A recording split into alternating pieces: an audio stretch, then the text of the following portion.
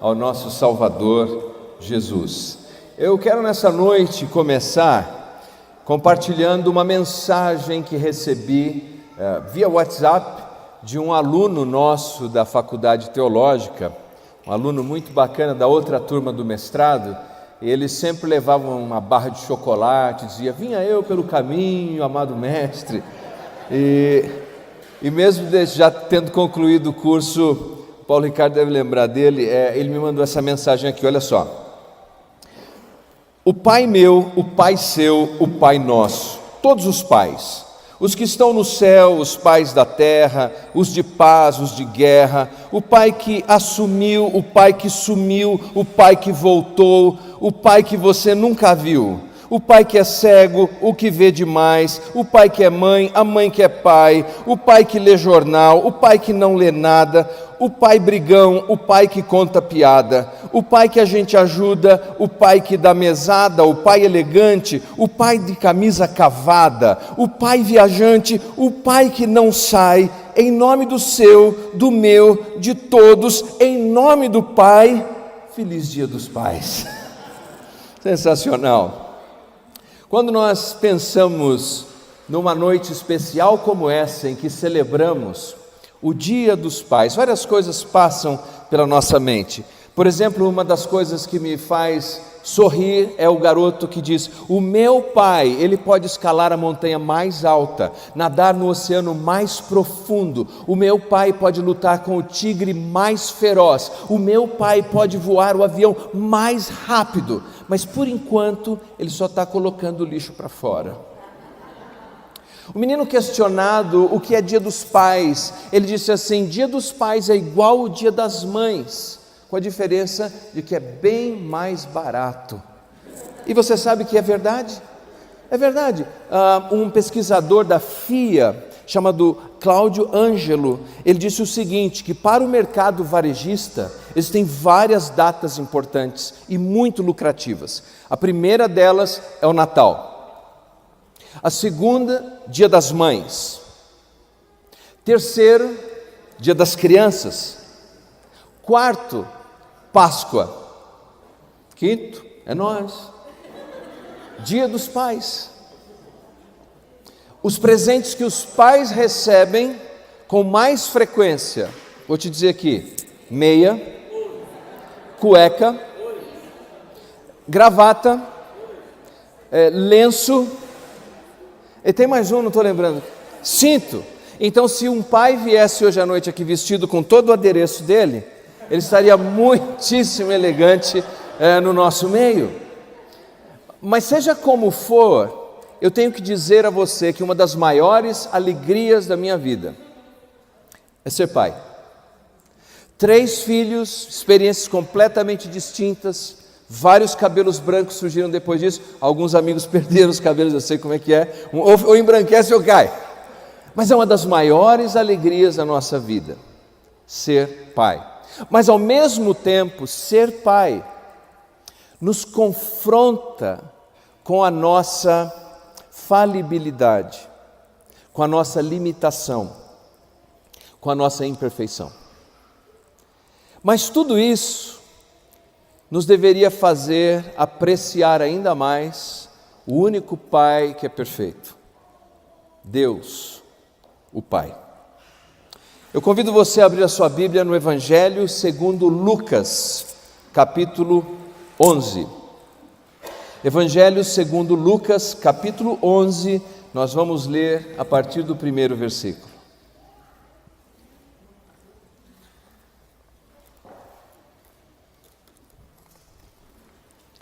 Mateus, Marcos, Lucas, o terceiro evangelho.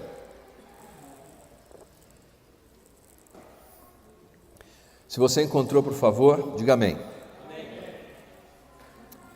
A palavra de Deus diz assim: de uma feita, estava Jesus orando em certo lugar. Quando terminou, um dos seus discípulos lhe pediu: Senhor, ensina-nos a orar também, como João ensinou aos seus discípulos. Então, ele os ensinou: quando orardes, dizei: Pai, santificado seja o teu nome. Venha o teu reino, o pão nosso cotidiano dá-nos de dia em dia, perdoa-nos os nossos pecados, pois também nós perdoamos a todo o que nos deve, e não nos deixes cair em tentação. Você deve ter notado que há uma ligeira diferença entre a versão da oração do Pai Nosso, que é a mais conhecida, registrada no Evangelho de Mateus, no capítulo 6, para essa que acabamos de ler em Lucas, capítulo 11. Uma das razões por que temos essa diferença, essa, por exemplo, é mais curta, e por ser mais curta, você pode orar em aproximadamente 15 segundos. Essa oração, e aqui encontramos em Mateus, Jesus não tinha o objetivo de memorizar, mas de modelar. São duas coisas diferentes. Jesus não esperava apenas que repetíssemos a oração. Não que exista algum problema em repeti-la. Muito pelo contrário. Eu creio que repetir a oração nos traz um grande benefício, porque nós vamos memorizar aquilo que existe de profundo no modelo de oração que Jesus nos dá. Mas o grande objetivo não é memorizar, mas modelar.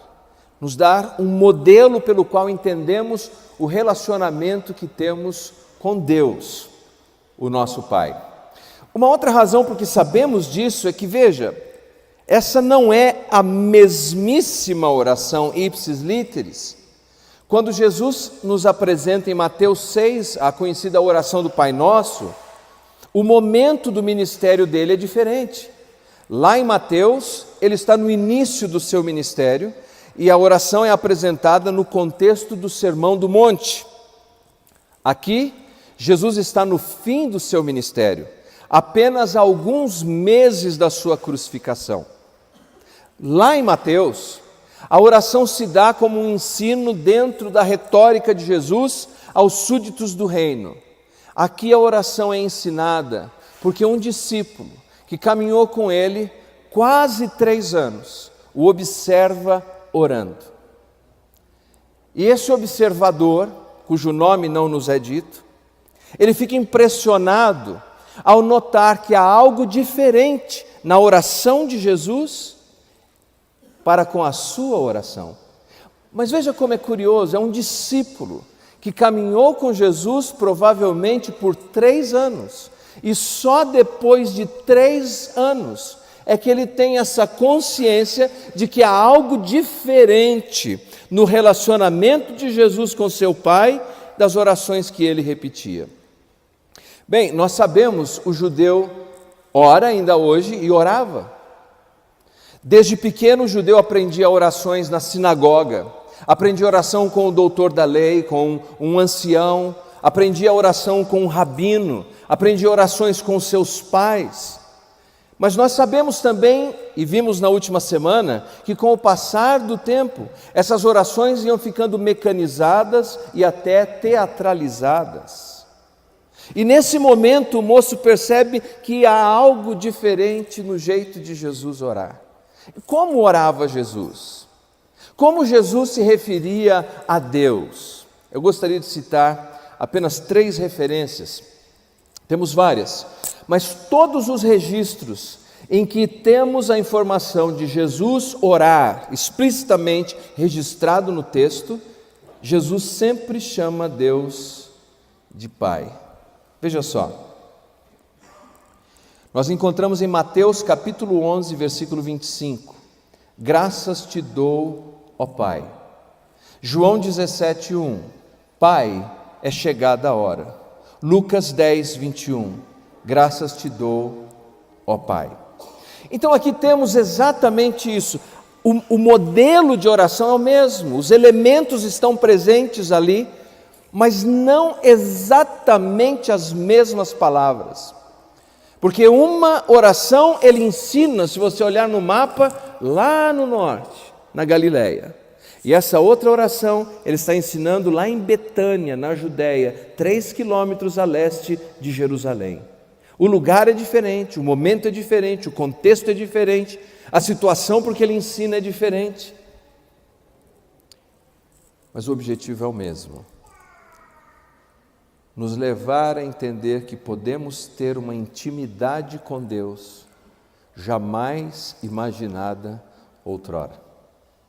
O judeu que aprendia todas essas orações, no Antigo Testamento, ainda tinha um Deus distanciado.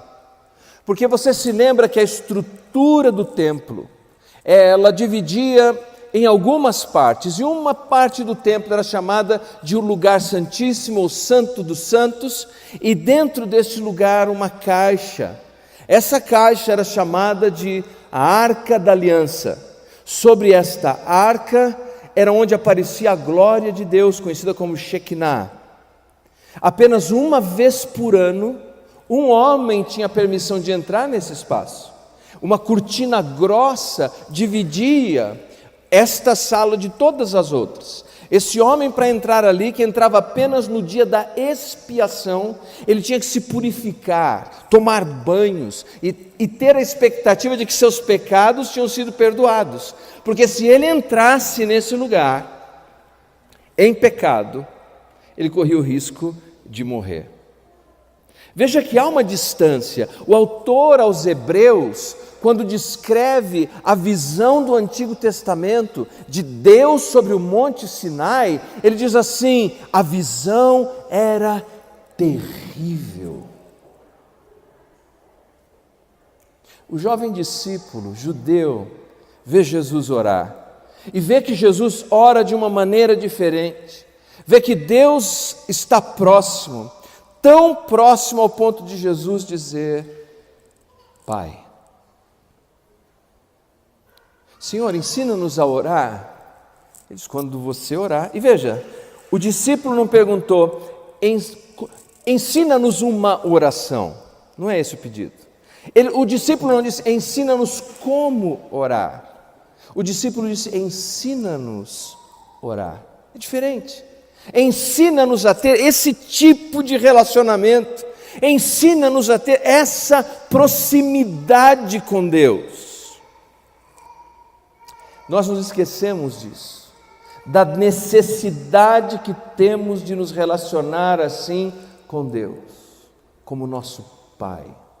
Os grandes mamíferos, nós sabemos, as baleias, os golfinhos, eles têm capacidade, esses mamíferos marítimos, de entrar nas profundezas do mar.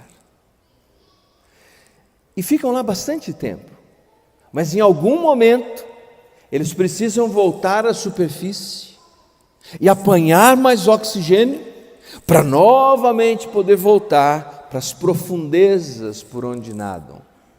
Nossas vidas, meus queridos, é cheia de profundezas, de desafios, de problemas, de dificuldades.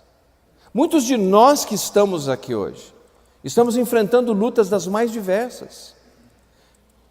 É alguém que amamos que está doente, ou é um problema financeiro, ou uma crise de relacionamento, ou uma situação em que olhamos em todas as direções e não vemos saída. Nós estamos lá, nas profundezas. O que fazer quando está lá? Não é mais ficar segurando o oxigênio até que o seu pulmão exploda.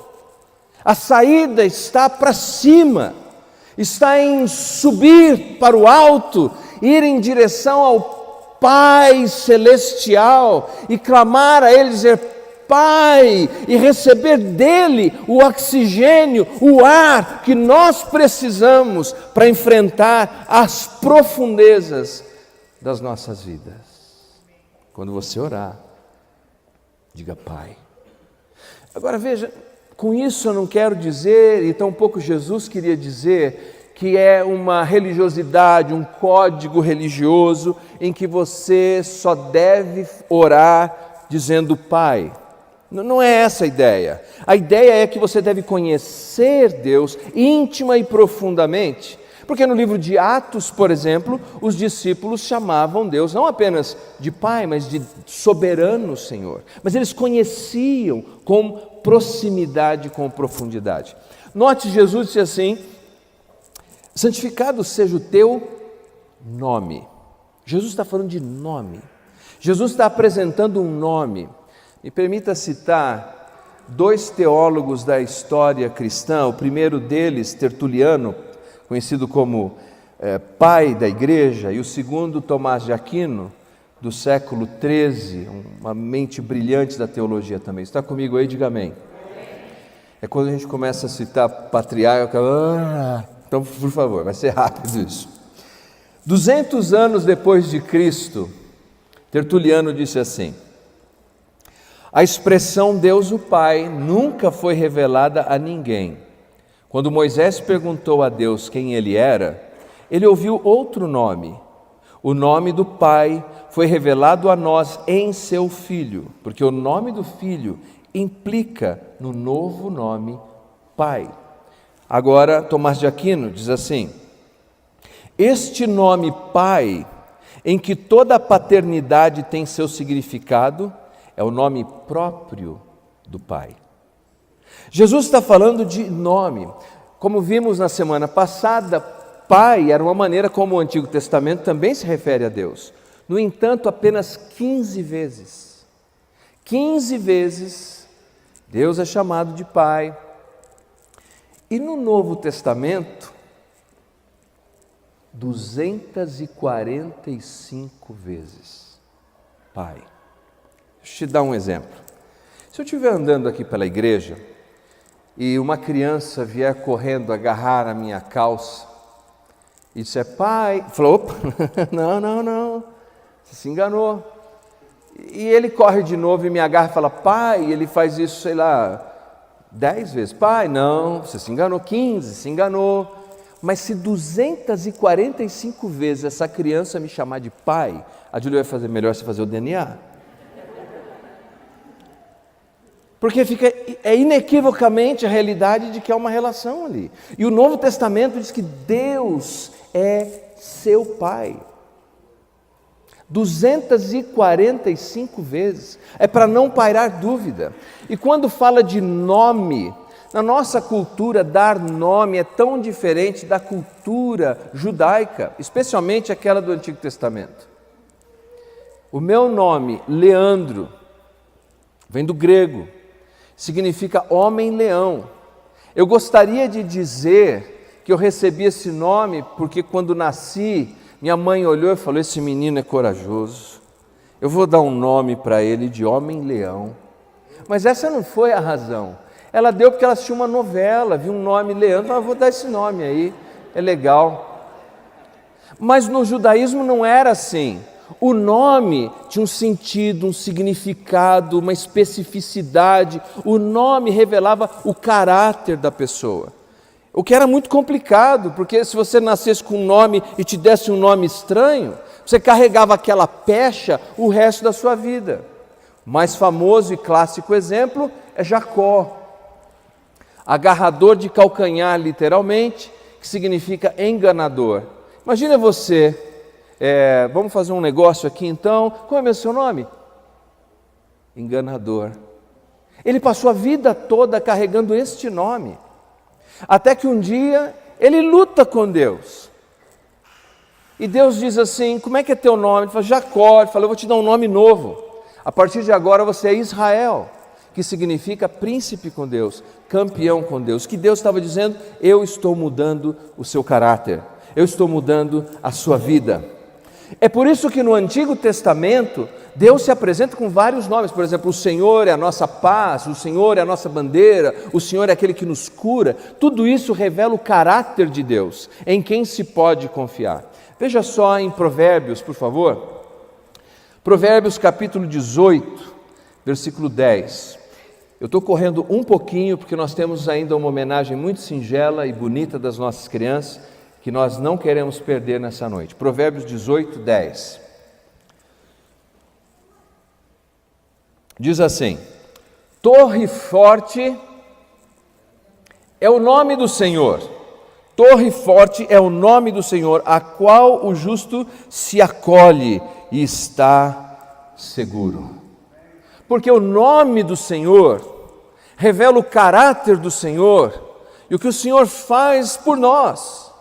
E quando Jesus, então, no Novo Testamento, diz assim: quando você orar, diga Pai.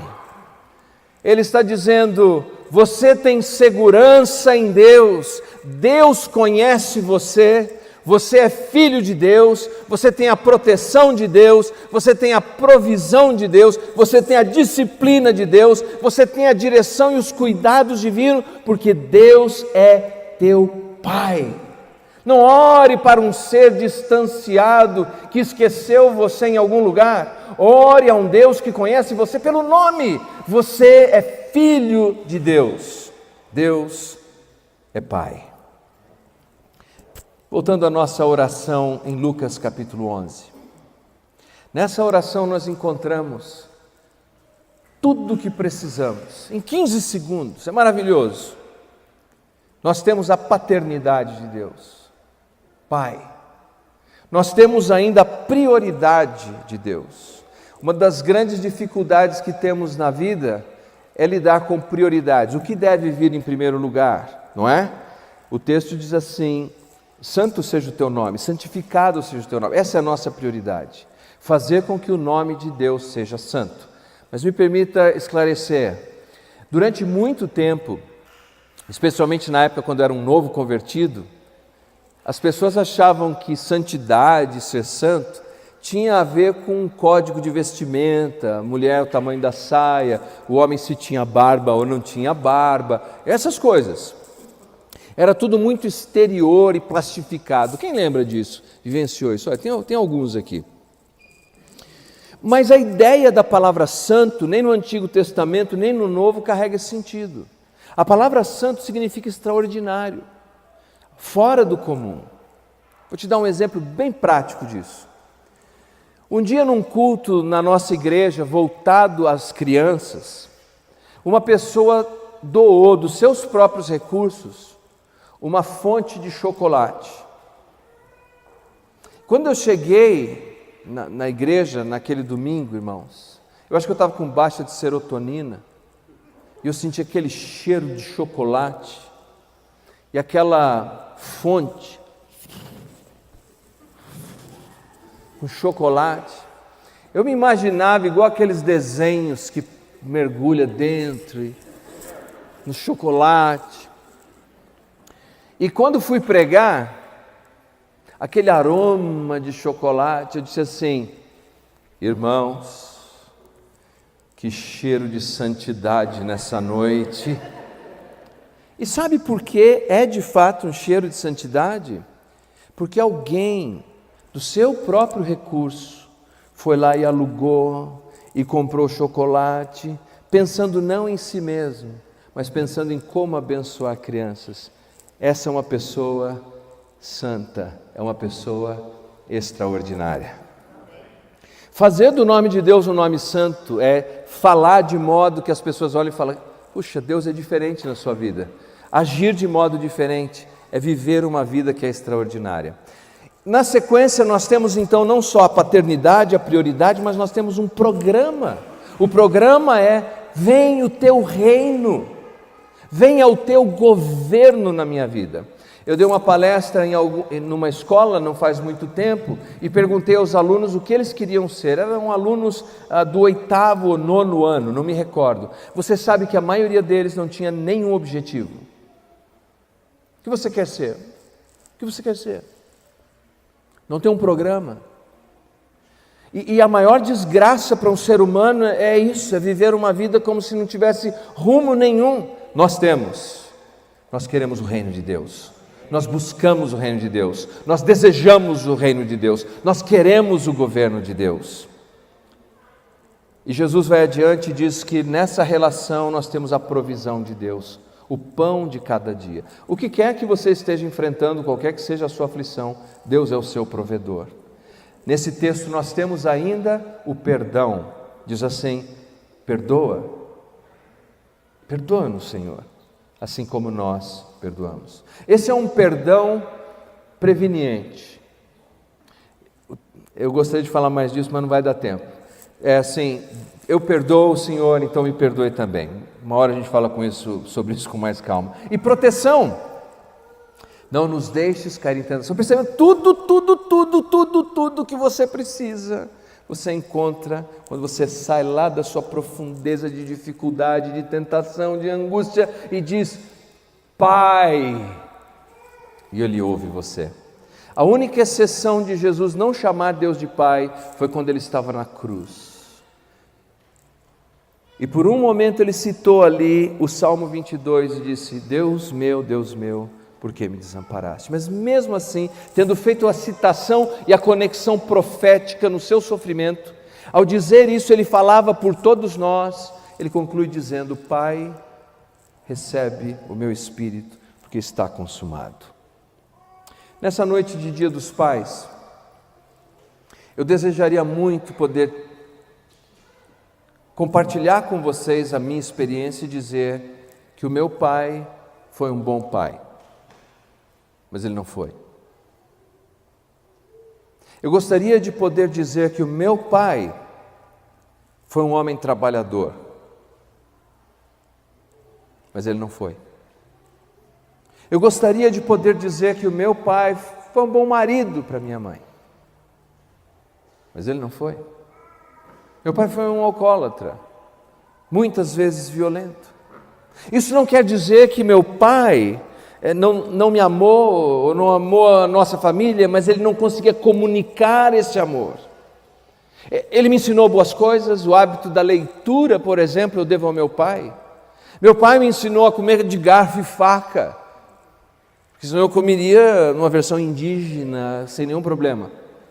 Mas ele me ensinava a cortar ovo com garfo e faca. E hoje eu tenho esse comportamento estranho, eu como frango frito com garfo e faca.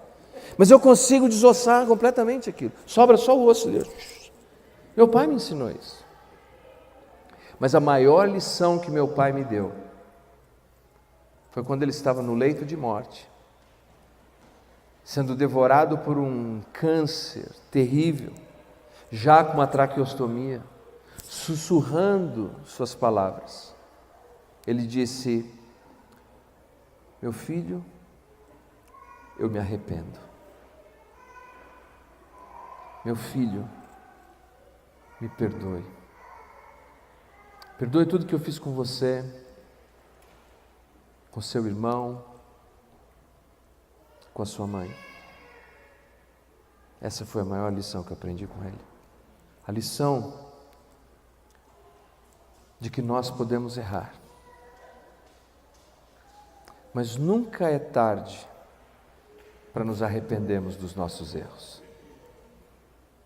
Eu aprendi que se tivermos a oportunidade de pedir perdão a quem nos ofendeu, ainda que seja no derradeiro minuto, que façamos isso.